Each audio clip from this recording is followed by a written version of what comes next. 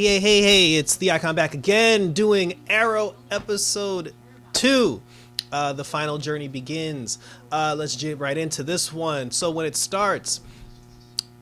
Let's get right into this one. So when it starts, Oliver is arguing with the Monitor because the Monitor was like, "You altered the fate of Laurel Lance and intervened with Tommy Merlin." So pretty much, the Monitor's whole thing was he didn't want him to talk to anybody, and because Oliver, he spoke to Tommy and he got engaged or whatever the case may be with certain characters. The Monitor, I don't know why he's really mad at that, but he had a huge problem with the fact that Laurel survived, because he said that you altered the fates. Because my whole thing was like the Earth disappeared, the Earth exploded. So what's the big deal? But he said that he altered the fate of Laurel Lance. So according to the Monitor, Laurel was supposed to die. She was not supposed to come to Earth 1. And speaking of that, we're back on Earth 1. And not only are we back on Earth 1, we're in Hong Kong.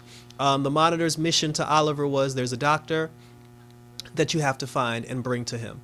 The doctor was responsible for creating the virus that killed Akil in season 3. And China White, she's back. Talk about season 1 callbacks. Chen Na Wei, China White, she's back. Also Cheshire on Young Justice. She she's the head of the triad, and she's looking for the actual, damn the doctor, she wants the virus. But Oliver needs the doctor. So they try to put a plan together to try to get this doctor. Laurel is freaking out because she wasn't aware of the whole Monitor crisis situation. Oliver tries to tell her, and then she thinks it's weird. That's that's how you could tell, Laurel was basically just running based off grievances, because she just went earth hopping herself. She knows that the multiverse exists. But then when Oliver's telling her that the Monitor sent him here to stop a crisis, she thinks that's ridiculous. So she was upset because, they told her, yo, your Earth is gone. Everybody's gone. And, and throughout the whole thing, Laurel kept saying, no, Adrian, my sister. She brought up her sister 5 times. So I don't know if that's going to mean anything at some point down the road, but I honestly thought, but I thought it was interesting that she mentioned her sister, and she never actually called her Sarah. She never actually used the word Sarah, but she kept saying my sister, over and over again. So she gets mad. She takes the she takes the breach device, and then she's gonna try to find somebody to fix it so she can go back to Earth 2. Oliver's, Diggle's we gotta go get her because we need her. And then Oliver's look, she's grieving. When she realizes that, that there's nothing she can do, she'll bring her ass back. So they let her go. Diggle makes a phone call. Oliver and Diggle, they pull up some Argus connects. They try to find the doctor. They bust through this place, this Argus facility. They get looking for the doctor. They get attacked. And then while they get attacked, Tatsu comes back. She, another callback. Tatsu comes back looking very good, very pretty. Love the costume. And where we last saw Tatsu, she fought Nissa over the Lotus, and Nissa ended up convincing Tatsu to let her have the Lotus to save Thea. Because of that, I don't want to say the gang, the tribe that Tatsu was working for to guard the Lotus basically put a hit out on her because she was supposed to guard it and she gave it up.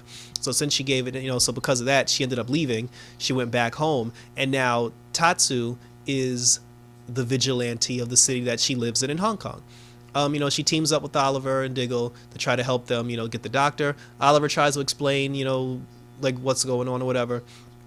And Tatsu's whole thing is, you don't know if you can trust the Monitor. It's blind faith. You have to maybe find another way. Then, Oliver's there is no other way. And the two of them, Tatsu was in his face, this entire episode. Tatsu, it's weird because it's you forget that they're friends the way that they were going at it. But I mean, she does bring up a lot of points. Oliver is pretty because Felicity and his children, rightfully so, because the fate of the entire universe and his family's at stake. Of course, Oliver has a blind faith type of situation. But Tatsu's right. She's think about it before. Look more into this Monitor guy. Because Tatsu even knew about the Monitor because the tribe that she was protecting the Lotus for, they spoke of the Monitor. So she was just just look into it a little bit more before you just jump in, because maybe there's another way.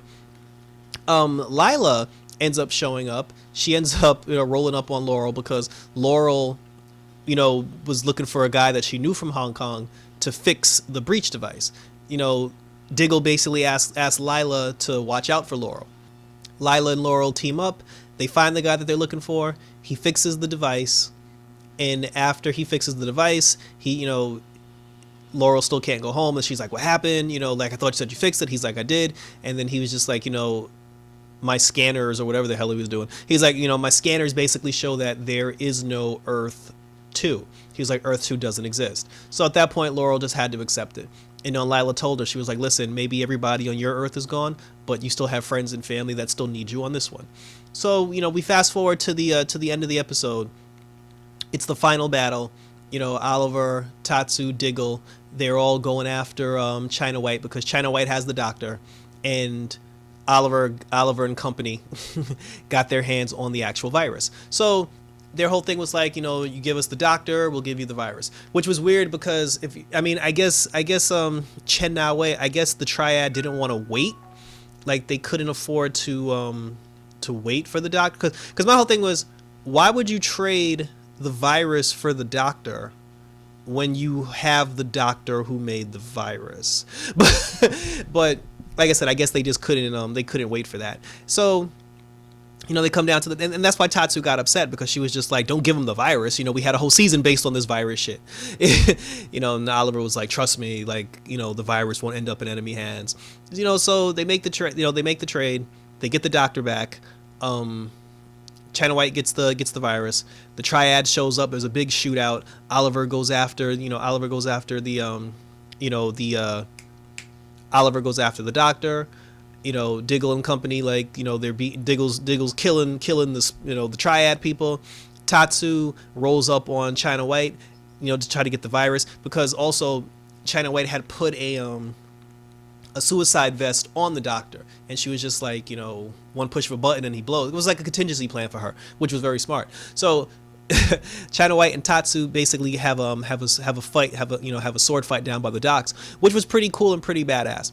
And watching China White and watching Tatsu, Katana, watching the two of them have that fight scene, I would really be cool with a Tatsu, like a 10 episode Tatsu based TV show with China White as her villain, because seeing the two of them together was really cool.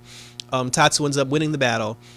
China White's like down for the count, and then she told her, she was like, bitch, you put me down, you better kill me. And then she's like, give me the detonator. So she gives her the detonator, and then China White jukes her in the gut, stabs her in the gut, and then Tatsu's down. And I thought they were gonna kill her. So China White has the sword in her hand. She's like 3 seconds off getting ready to chop Tatsu's head off, and then Laurel comes out of nowhere and blows China White into the ocean. So Laurel's like, she's finally accepted what's happening. Lyla shows up, she saves Diggle from getting shot, and they've secured what they need to secure.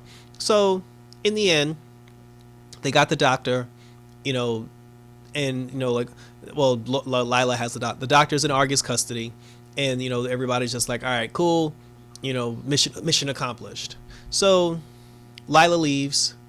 Diggle and Laurel are basically, they're all talking about what the next steps are. And he's like, this time Oliver's like, listen, I got a plan, because he goes to Tatsu, he apologizes to her, like the two of them make peace, and then he told us, like, you were right. So Oliver says to Laurel and Diggle that if Tatsu's former organization, knows about the monitor, there are other people that should know about the monitor as well.